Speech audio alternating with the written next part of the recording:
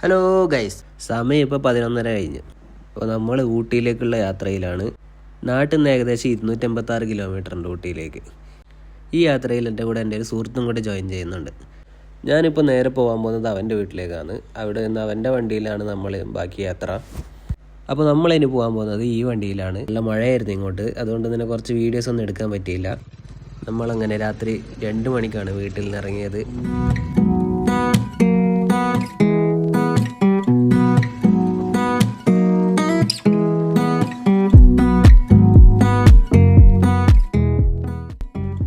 രാവിലെ 6:30 ആകുമ്പോൾ തന്നെ നമ്മൾ ഗൂഡല്ലൂരേക്ക് എത്തിക്കൊണ്ടിരിക്കുന്നു.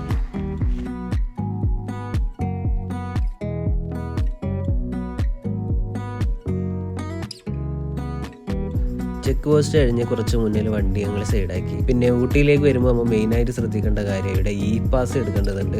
അത് ഓൺലൈനിൽ എടുക്കാണ്, സിമ്പിളായിട്ട് എടുക്കാൻ പറ്റുന്ന കാര്യമാണ്.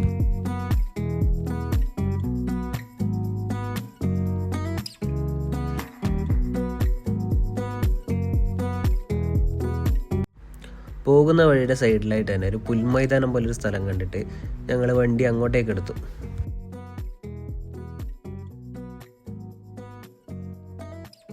രാവിലെ ആയതുകൊണ്ട് തന്നെ ഇവിടുത്തെ പുല്ലിൽ മൊത്തം മഞ്ഞ് വീണിട്ടുണ്ടായിരുന്നു. പിന്നെ ഇതൊരു പ്രൈവറ്റ് പ്രോപ്പർട്ടിയാണ്, അതുകൊണ്ട് തന്നെ നമ്മൾ അകത്തേക്ക് കയറുമ്പോൾ ഇവിടുത്തെ ആളുടെ പെർമിഷൻ ചോദിച്ചിട്ടാണ് ഉള്ളിലേക്ക് കയറിയത്.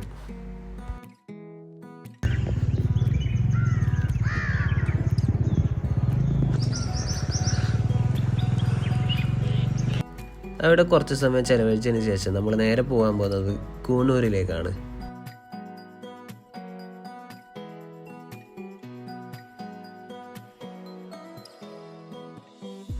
ഈ നാടിനൊരു പ്രത്യേകത ഉണ്ട്. നമ്മൾ എങ്ങോട്ട് നോക്കിയാലും കൃഷിസ്ഥലങ്ങൾ കാണാൻ പറ്റും. ഇവിടുത്തെ ലാൻഡ്സ്കേപ്പ് ഇങ്ങനെ ആയിട്ട് തന്നെ തട്ട് കൃഷിയാണ് ഇവിടെ ചെയ്യുന്നത്. ഇവിടുത്തെ തോട്ടങ്ങളിൽ പണിയെടുക്കുന്നവർ താമസിക്കുന്നൊരു വീടാണിത്. ഇവിടെ തന്നെ കുറേ ഫാമിലീസ് ഒരുമിച്ചാണ് താമസിക്കുന്നത്. സെപ്പറേറ്റ് റൂം ഉണ്ടാവും, പക്ഷേ ഈ കെട്ടിടത്തിൽ തന്നെയാണ് എല്ലാവരും താമസിക്കുന്നത്. അങ്ങനെ നമ്മൾ കൂനൂർ റെയിൽവേ സ്റ്റേഷനിലേക്ക് എത്തി. ഈ റെയിൽവേ സ്റ്റേഷൻ നിർമ്മിച്ചത് ബ്രിട്ടീഷ് കാലഘട്ടത്തിലാണ്. ഇത് ഇന്നും പ്രവർത്തിച്ചു കൊണ്ടേയിരിക്കുന്നു.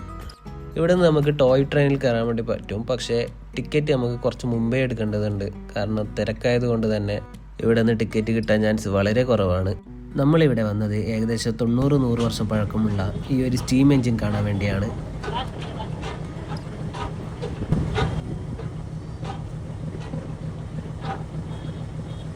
നമ്മളിനി നേരെ പോകാൻ പോകുന്നത് കിന്നക്കോരയിലേക്കാണ്. കിന്നക്കോരയുടെ വിശേഷങ്ങളുമായി അടുത്ത വീഡിയോയിൽ കാണും വരേക്കും ബൈ.